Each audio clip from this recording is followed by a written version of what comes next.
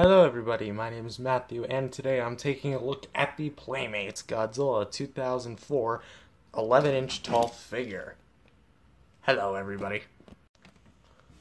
The head here is very well sculpted, because it's much more accurate than the Bandai counterpart. Yes, I'll be comparing this to the Bandai pretty soon.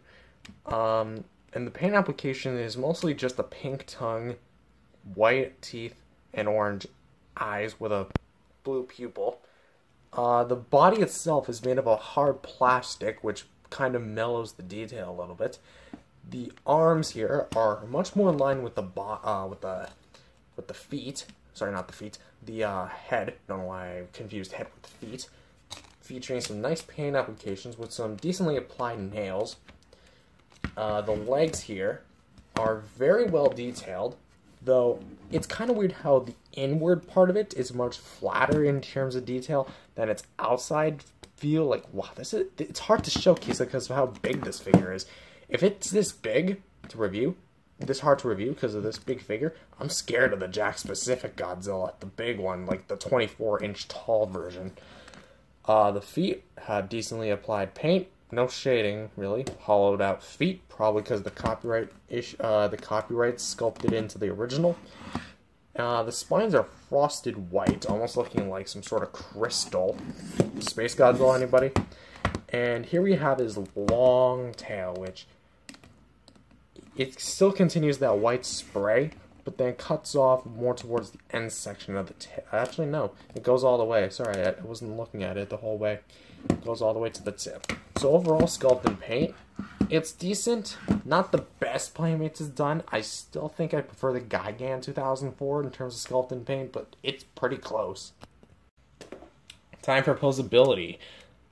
We have a rotation here at the head. Rotation here at the bicep. Almost look like you can get arrested. Both sides, by the way. And here's actually a little bit of a problem with my Godzilla. The legs here are actually kind of a bad joint here, because they're very loose. But, okay, I have to really get this in here. I'll be right back. These are the leg joints. But when you zoom in, yeah, you see that? That is the leg grinding up against the body itself. Yeah, not a good look for you, Playmates. Not a really good look.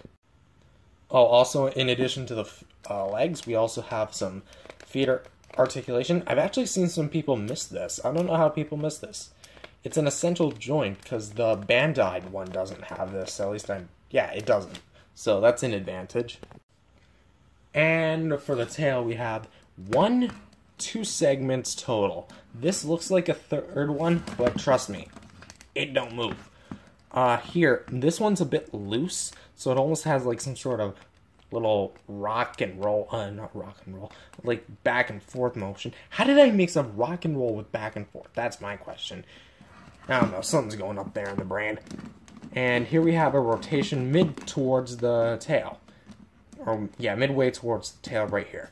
So overall posability, I count 1, 2, 3, 4, 5, 6, 7, 8, 9 joints total.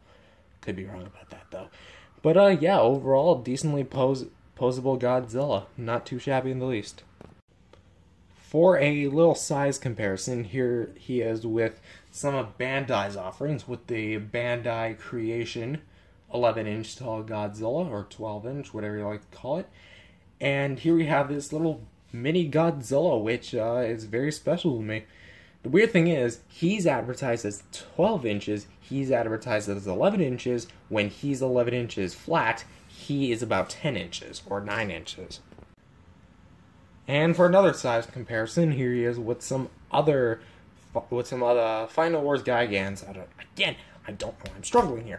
With Gigan 2004 from Playmates, the same company, and Panic and Destruction bootleg Gigan 2004.